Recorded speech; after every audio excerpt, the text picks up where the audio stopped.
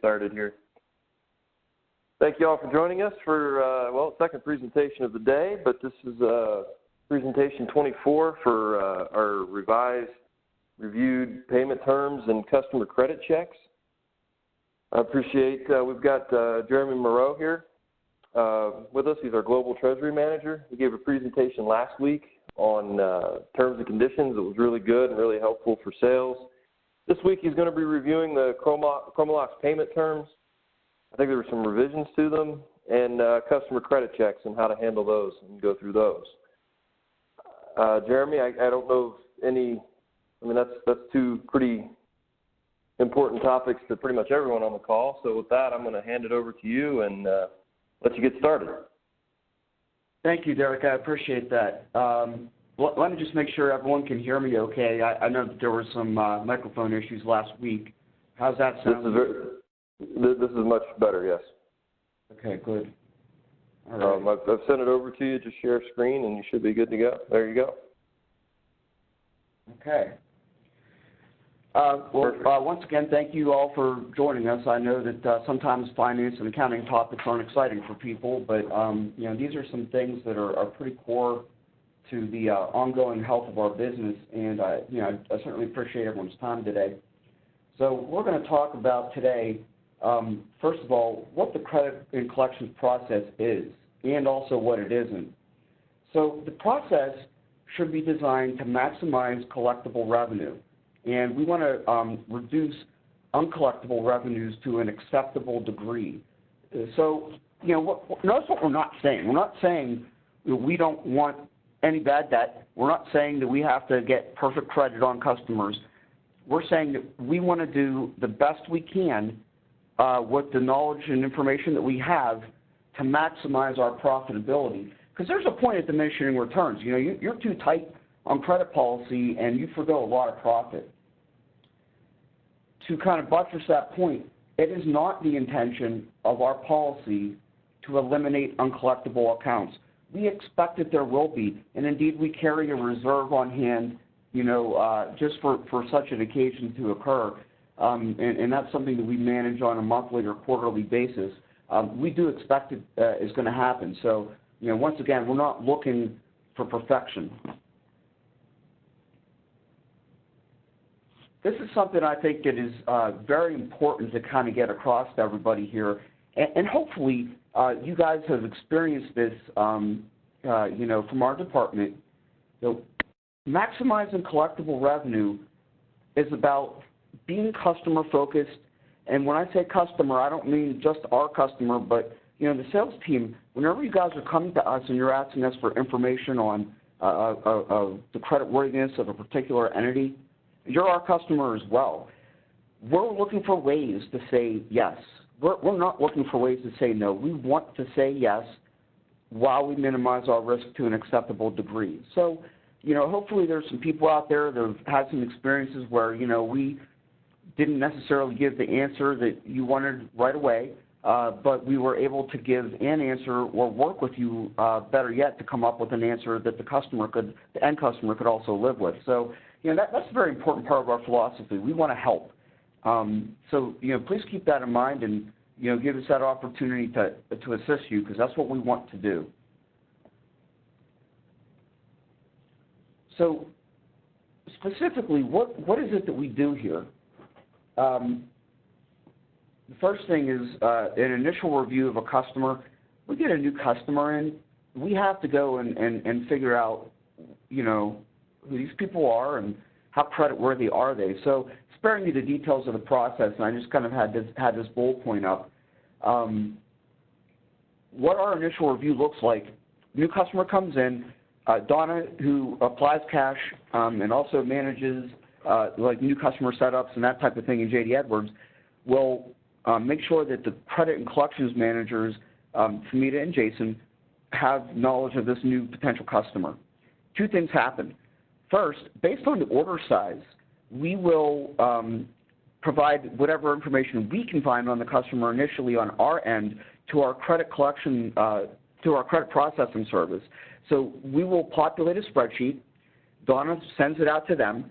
If it's big enough, it has information on this customer's creditworthiness that we can glean so that we're sharing our information, and then our credit processing people are looking at that, and they're looking at the information that they have on their end, and they send that back to us so that, you know, we know what they have, they know what we have, and what everyone's finding. We can see if there's a disagreement. Sometimes there is. Hopefully there is an agreement, and we've been able to triangulate a solution. And then based on whatever recommendation they make, it's the credit manager's decision and responsibility here up to a certain threshold as to whether or not to extend that credit. And then if there's a question on that, or if it goes over a certain threshold, it'll come to me, and then once again to Craig. Once it is the CFO, obviously people know who he is, but it goes to him after, I want to say maybe $750,000 is a new threshold we've established. So that's sort of how the process works for the initial review. Now, there's also going to be a credit refresh process. Now, this is triggered when we have an existing customer who goes over their credit limit. So once that credit limit is established, and let's say, you know, customer A has $50,000 and they go and they place an order for $500,000. Well, that's exceeded the credit limit by a certain threshold. We have an allowable tolerance, much like you would as an engineer whenever you're designing something, or as, you know, purchasing and receiving. If you're, you know, you have a variance you can that's allowable for a purchase receipt in terms of quantity, perhaps, or pricing, or whatever. But we have a tolerance for variance as well. And once it exceeds that threshold, we have to reinitiate the review process, and that's critical because oftentimes people that we're doing business with that seem like they're great customers, they're paying us on time, we've never had a problem, we still need to do our review and our check-in instead of being lulled into a false sense of confidence. And maybe I can give you a perfect example. So I don't know if you guys recall how Westinghouse went into bankruptcy. That was a real near miss for us here. What had happened was Westinghouse placed a purchase order with us through, actually it was Chicago Bridge and Iron. It was a division of their company, placed a purchase order with us, 2 large ones, for a couple nuclear plants that Westinghouse was the EPC on down in Georgia and I want to say maybe Alabama. I can't recall where the other one was. But the problem was that CB&I, Chicago Bridge and Iron, they turned around the day after they set these purchase orders with us, and they sold that operating unit to Westinghouse. So we essentially had an open purchase order where we had already vetted the customer, but then there was a new customer involved, so essentially the credit landscape had changed. And something like that would also trigger a credit refresh. The outcome, as you all know, is that they filed bankruptcy. And we got pinched for about $740,000 on these orders that you know, all went out the door to them like just immediately prior to them filing, or at least a lot of it. So through a lot of effort and through expensive attorneys and some very good luck and some heads-up work actually by Jason, our credit manager here, we were able to recover 98% of that bankrupt receivable. But boy, it could have been a lot worse. So the credit refresh process is very important because, you know, once something changes, the amount of credit that's being requested, the entity, you know, because of a transaction, like, hey, we were bought, and that changed our credit worthiness as well. It improved it, but, you know, it's a change. Those are the sorts of things that we need to look at and why we do it. So as to why we do it, a little bit more on that, and a little bit more, I guess, on some of the outcomes we're kind of generating here. Accounts receivable collections here has been the largest driver of working capital year to date for Chromalox. So let me put that into perspective for you. We have actually collected between January 1st of 2018 and today more than 100% than what we have sold in the trailing 12 months, or the trailing 12 months prior. So, am I saying that correctly? No, it would be the trailing 10 months prior. So if you would look at everything collected from January through the end of October, that was based on sales that were essentially made between last December and end of this September. So it's kind of like month minus one. That little percentage, that threshold in excess of 100%, it has actually been funding a lot of our capital expenditures this year. So there's a lot of value in having, you know, good processes in place and getting your hands around the credit worthiness of your customers, because essentially what we have done is not only collected every dollar that we've sold, but we've also collected outstanding order dollars too, which we may have previously thought were uncollectible or we're having trouble with, or et cetera. And it's those dollars that are helping to reinvest in our business, millions of dollars literally, to help drive our business.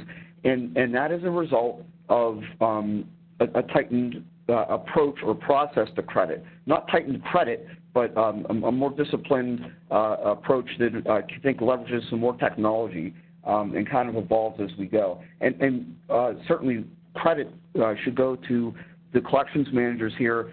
But also, one of the things I love about working at this company, you can reach out to any of the salespeople, and they provide you with a lot of very valuable information about the customer, what they're experiencing, what to expect.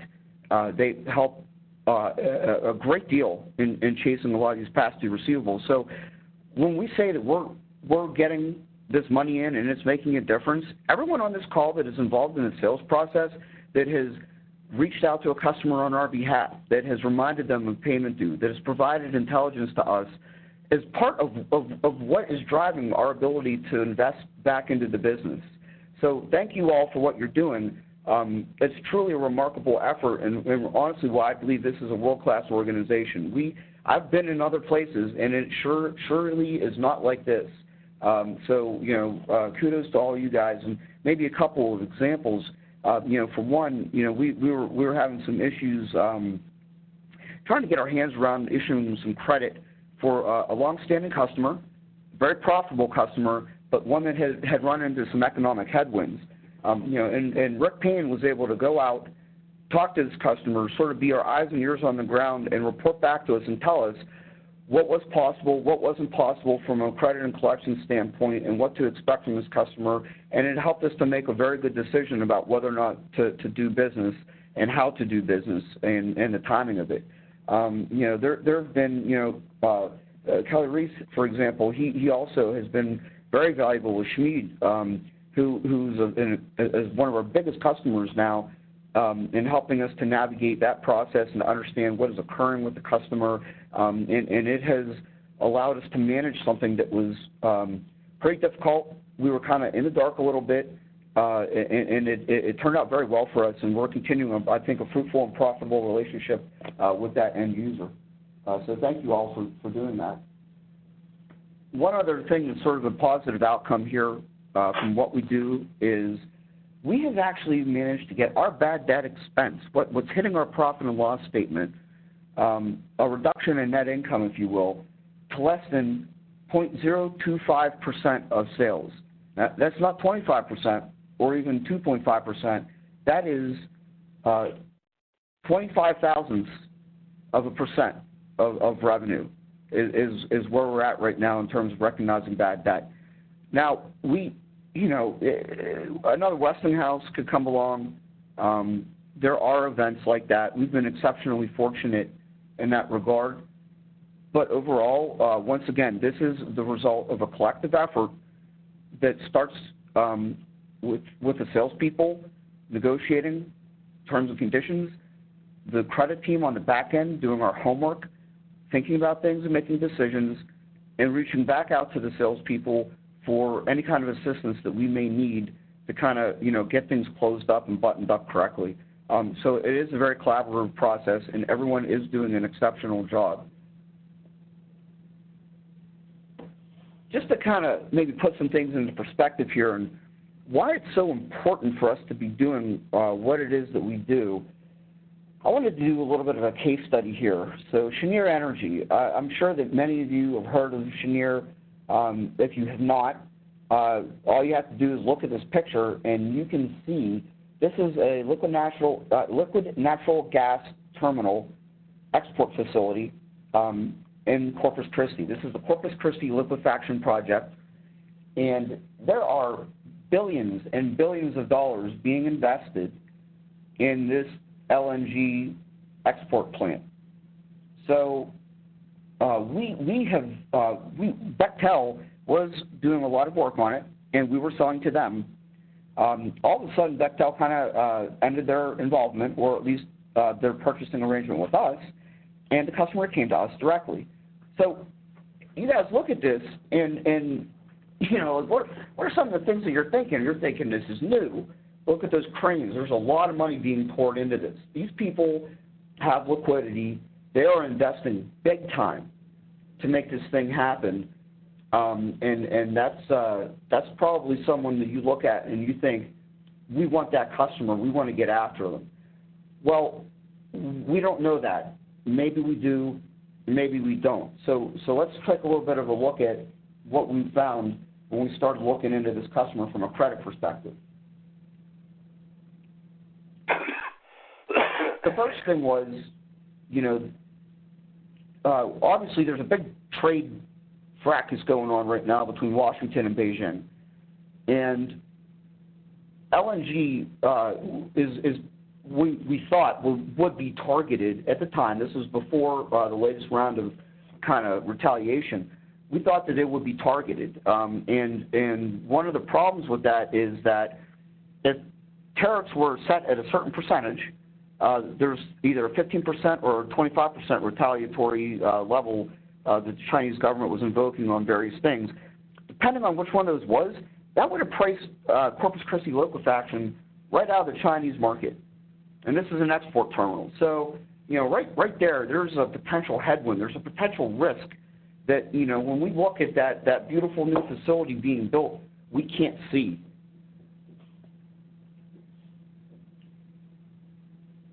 Another thing from looking at their financial statements is that they are currently generating positive cash flows from operations, but that's just recently. For the last couple of years before that, they've been bleeding money. They've been hemorrhaging money. But one of the things that really makes you worried is that, okay, they're building this new facility. This new facility is not online yet. What's going on with their current facilities? These export terminals or whatever else they're doing, is that going to continue to fund construction? Is there going to be enough? And 13% of their LNG exports, Cheniere Energies overall, was going to China at the time we were making this credit decision. So if 13% of their top-line revenues for a company that has been, you know, losing a lot of money for quite some time, if 13% of their top-line revenues were stricken right off the top, that company would implode. So, you know, really that political decision that was laying out there is probably even bigger than we would have anticipated to begin with, and the effect that it could have on us as a creditor to that facility. Here's something that makes it even more challenging. So doing some research, doing a little more digging, what I found was this liquefaction terminal was specifically built to service a contract with China National Petroleum Corporation. So that makes it very, very risky. So not only are 13% of the overall revenues for this company already at risk, but this particular LNG terminal, that big, huge thing that we saw a picture of, was for one particular customer, which was a Chinese national company, and it doesn't take a rocket scientist to figure out what could have gone wrong there, you know, depending on which way things went with the tariffs. The last thing that I wanted to maybe point out as well was that this company had a negative, so that is correct, you're seeing those parentheses correctly, negative $1 billion in equity. That they had no equity in their business. That means that their assets were not only financed with liabilities, but there were liabilities on top of that, and the owners owned no value in this company. In fact, they owed to the company, essentially. And it was all financed with debt, $31 billion of debt. So there's no capital reserves. There's no equity or value in this company on a balance sheet. So if it were to be sold or broken up, the assets would be claimed by, I mean, there would be too many hands out for not enough stuff, is basically what this comes down to. So this company, by the way, so when we did our analysis, we looked at Credit Risk Monitor, which I wish I would have been able to put some slides in of that, but we looked at Credit Risk Monitor, and it said, you know, hey, there's all these, you know, things and red flags, and, you know, I looked at their balance sheet and their financial statements because they're publicly traded. Our credit provider, our off-site credit provider that reviews and gives us recommendations, they came back with a recommendation for that huge facility, okay, of $20,000 credit limit. So think about that. So it's very hard to look at a business, to see it operate, to see it expand and flourish, and really understand what is going on. You cannot, in this world, judge a book by its cover. That's why we're here. That's why you have us on the back end watching over this stuff, is to keep misunderstandings like that from occurring. And anyone would have looked at that, and I was shocked. I was absolutely shocked. It would not be unreasonable to look at that and think that these guys are okay. Of course they're okay. Where are they getting the money from? They're spending billions of dollars. So it was a surprise to me for sure. So that's why we're here, and that's why we do this, is to help, because that's not something you could see or know. It wouldn't be a reasonable request for someone to look at a customer like that and think there was a problem. So the problem on the back end for us, what had happened, we gave them terms during the sales process. So when we ran the credit check, which happens when a new customer comes in and there's essentially already an order on the table, we came back with a $20,000 limit, and we had not negotiated down payment or progress payment with them. Everything was supposed to go out on terms, net 30 days, net 45, whatever it might be, which meant that we would have poured all of our money and resources into making the stuff that these people needed, sent it out the door. It's a $128,000 order, sent it out the door, and we would have been waiting for a company that's literally teetering on the edge of bankruptcy to pay us, and that's not an okay risk to take. So we risked losing this sale because then we, as credit, had to push back and say, wait a minute, you know, we need some down payments. But as you'll remember from kind of the presentation last week, if you were, you know, on the call, you know, we sort of had a cart before a horse circumstance here, where we, you know, offer them something and then had to turn around and tell them, hey, we really don't have a deal yet. We can't do this. And it put the salespeople in a very difficult position. Fortunately, and certainly none of this is to pick on the people that were involved here, but fortunately our sales team did a really good job of going back to the customer under very difficult circumstances and asking for a lot of money. And it was important because, you know, while this deal was $128,000, there's 9 more of these things potentially coming. So, you know, we're talking about, you know, you set the pattern once, that's the standard, and you know, the customer's going to expect to follow that. So we had to negotiate something that we're going to be able to live with over time, and they did an exceptional job under very difficult circumstances of getting a down payment in. The down payment wasn't optimal. We got it to about 25%. In a deal like this, we would want to see at least 50 typically, but we got something, and it was substantial. Risk is, unfortunately, therefore, enhanced because we did not get our standard payment terms, typically 50% on drawings, 35% upon release to manufacturer, meaning that half the money for this project would be in-house before we ever shipped. So that's a lot of the ways that we were able to cover our costs and reduce our risks before we ever get anything out the door. So what happened here? couple weeks later, sure enough, I ran into this. I woke up and ran into this news alert. China was imposing, and I apologize for the typo there with U.S. I completed this at a very late moment. China's imposing a 10% tariff on LNG exports. But thank God, because that was smaller than the 25% that it could have been. So they had opted for two levels. I think I said 15 or 25. I misspoke. It's 10 or 25. They took 10, and that was actually very beneficial because that means that the LNG exports were still able to price competitively enough to make revenue and keep that contract moving.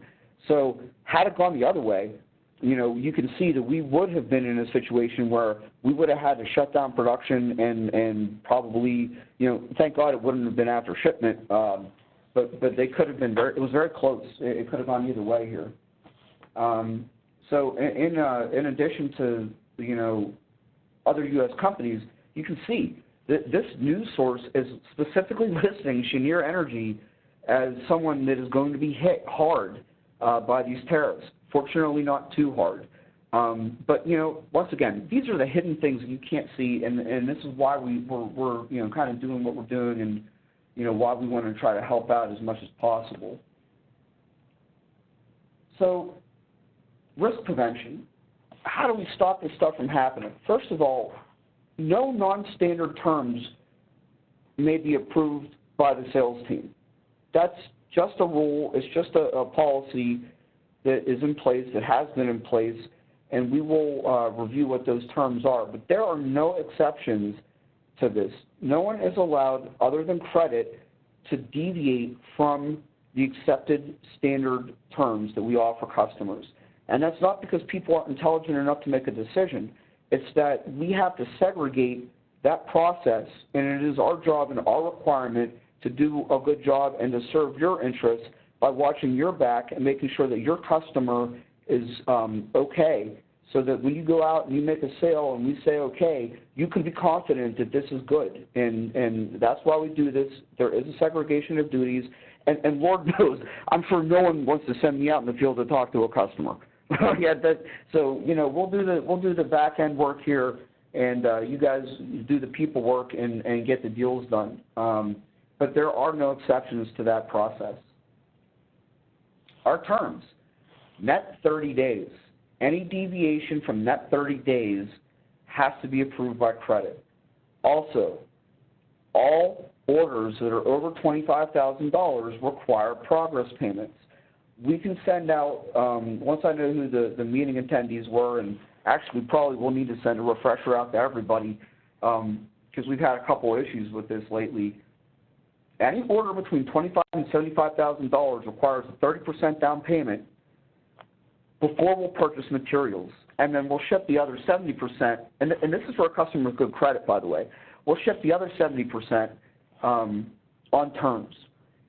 Anything over $75,000 requires 15% up front, 35% prior to purchasing and release to production, and then we'll ship once that money's in-house and product is done, with 50% remaining on terms, on open terms. Now, this is going to be a little bit different for the project business. I know I said a little bit of the same thing last week. You know, we have to kind of sit down and come up with some ideas about what makes sense for those folks. They're new, relatively speaking, so they don't really, you know, their business model doesn't quite fit into this. But for all goods, this is what's happening. And for services conceptually, we'll set specific benchmarks, but those benchmarks will also need to be enforced without exception, the only exceptions being granted by credit.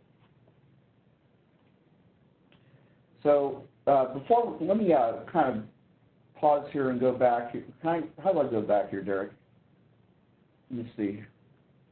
You should be able just to tab back. It's under your screen. Yeah, I see that. It disappeared on the other side. So, you know, one other thing that I want to kind of mention. Here we go. So, there you go. One other thing that I wanted to mention to you was that, you know, we really do. We want to help. You know, I kind of said it before, but we want to help. We want to come up with creative solutions, and I'm very proud to say, and I don't know if I mentioned this in a prior slide or not. I think I might have. Let's see.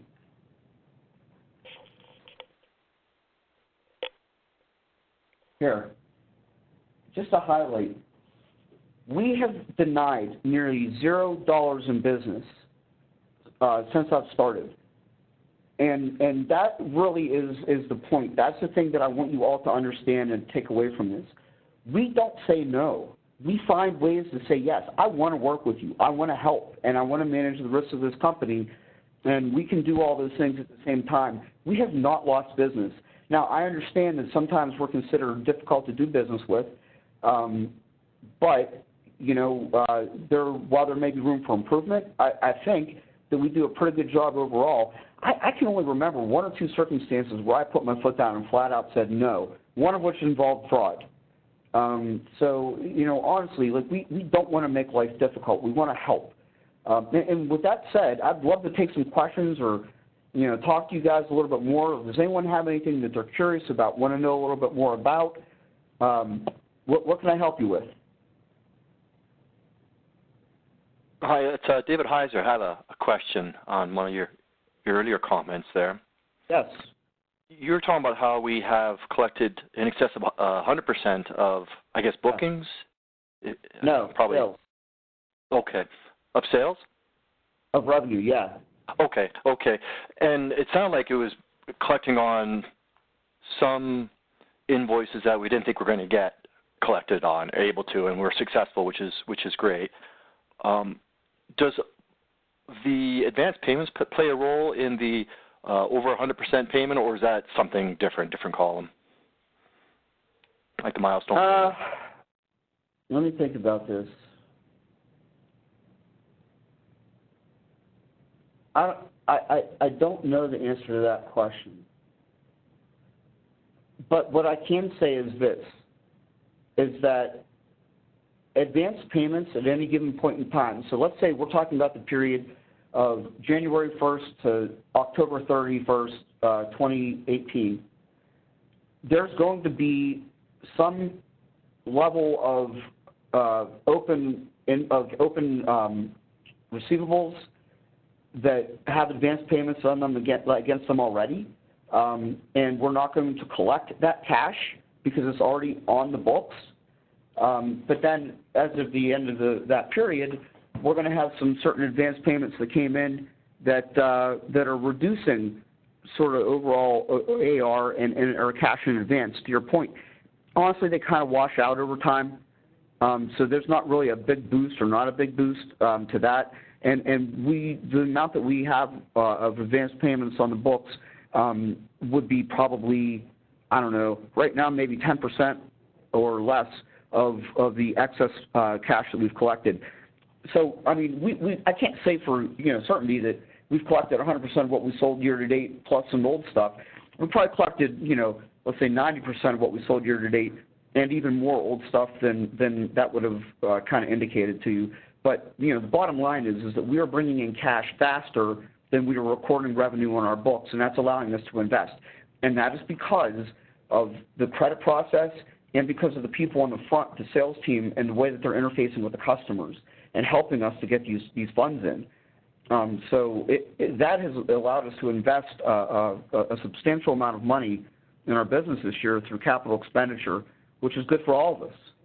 I hope that answered your question. I'm probably kind of long-winded, but it does. I appreciate that. I think it'd be more important too as interest rates go up that we're financing it internally rather than reaching out.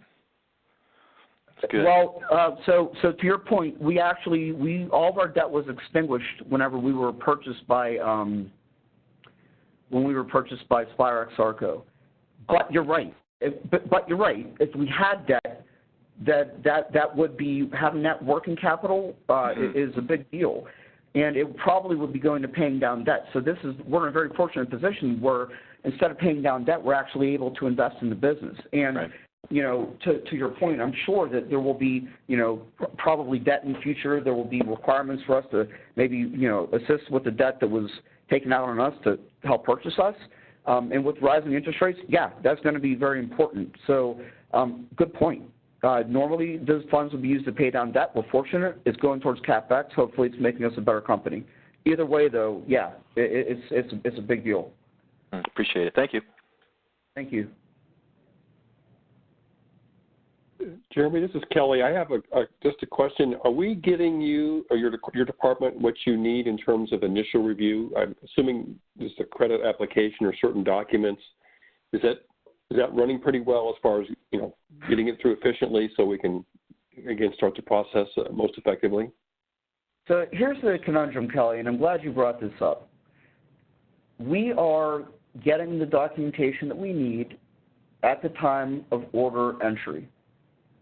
But oftentimes, there may have been an understanding struck with the customer prior to that, which there cannot be on that are outside of our standard terms and conditions. And a lot of that's happening through the quote process. Discussions that occur months or even a year or two in advance sometimes of booking the sale. So here's the balancing act. Do we process the credit applications that we receive? Which, yes, we are getting information on a timely basis from sales, and thank you very much for that, for asking that.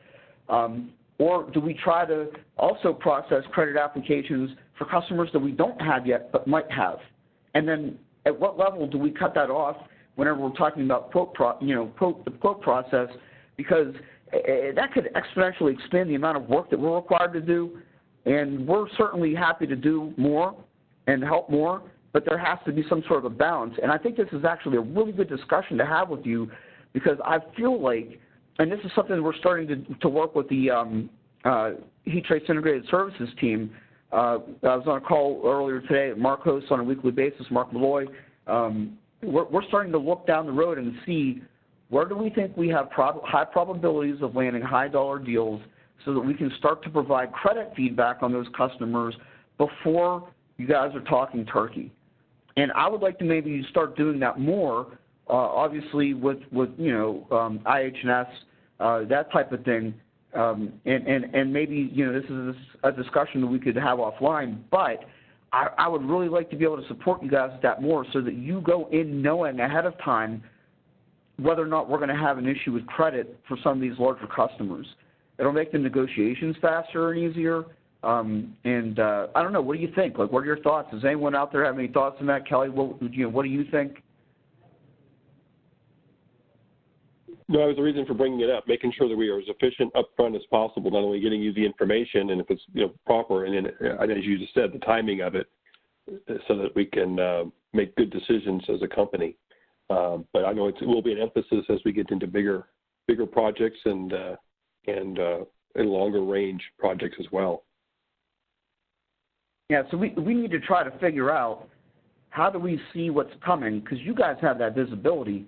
How do we see what's coming, get an upfront credit review done for you, and give that to you so you kind of have it in your back pocket ahead of time without, constraining our resources, too much. So I don't know, maybe that's something we could talk about here to figure out, but I'd love to be able to provide that with you. What do you guys think? Does anyone else have any thoughts on that? Is that something you feel like would be helpful to you to know up front for certain cases? Jeremy, this is Derek. I mean, my thought on that is something we've been talking about last week in some of the trainings was, if you're thoroughly engaged with your account or your customer or your project, you should know their scale, or their timeline. And I guess the question I would have to you, Jeremy, is if we interpret a project as being imminent, like in the next 3 months, 6 months, a year, when should we start to push for those things to be negotiated with you? If you think it's going to be within 3 months, then get it. Go get it to you. If it's a year out, don't waste your time right now. What would you say to that? That's a question. I don't know. I don't know the specific answer to that, but that's the question: is at what timing and at what dollar threshold. So we don't want to necessarily do that on an imminent, $10,000 project, but for a project that's maybe, I don't know, $150,000 in 3 months out. So we need. That's kind of what I was alluding to. Is that, Kelly, maybe you and I could talk and come up with some guidelines for, hey, you guys see something, you think it's got this percentage chance of landing, before we get to the T's and C's phase, give us notice, and let's get you a review. So we need to figure out the mechanics of what that looks like and under what circumstances. But I would like to provide that assistance to you guys. Yeah, Jeremy, let's work on something together offline. Sounds good. Sounds good. Thank you. So what other questions do you guys have? Is there any other things that you want to understand about the process? Questions that you have for, why we've made a certain decision that we've made in the past that you perhaps disagreed with or were curious about? I'm open for any questions, anything we can assist you with.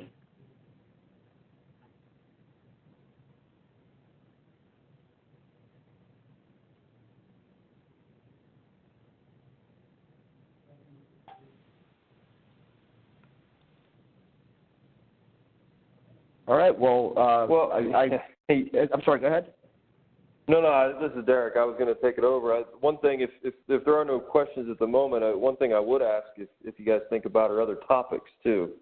I know I certainly enjoyed the topic last week, and then the example in his discussions here of how sales and credit can help each other and how it affects the company is, always it's just good information to know. And I like the visibility that Jeremy's giving to all of us. So if there's other topics out there or other thoughts or things you'd like to learn more about, Jeremy's really good at relaying it to us. So I just want to point that out. I'd be happy to talk with you guys about, maybe contracts more in depth or a certain cut or flavor of them at some point. Export compliance, that's a big one. It's something we've been kind of bumping into recently. Anything really related to the finance or accounting end of what we do here with credit, collections, insurance and risk management, contract risk management, export compliance. Those are all topics that I'm happy to assist with. We also provide, I think, some other sort of hopefully valuable services in terms of interfacing with different customers and different levels of negotiating strategies whenever we're trying to get through some terms and conditions, that type of thing. So, there's lots we can help with, and we want to do our very best for you. So, anything that you want to know about, please let me know, because I'm happy to put together something else for you and, help you individually as well. Jeremy, it's been great for everyone. Before everyone goes, I just wanted to point out we have technical training in the month of November, and then application and market training. So if you haven't signed up, that's out there. And also, much like the presentations today, we have a few coming in the future. November 9th is scheduled. November 30th, join us for Direct Connect boiler designs, which Mark Wheeler, Dave Taylor. And then the pick and ship will be officially rolled out, and we're going to go through flange heaters, the first product in that program. And that'll be December 14th.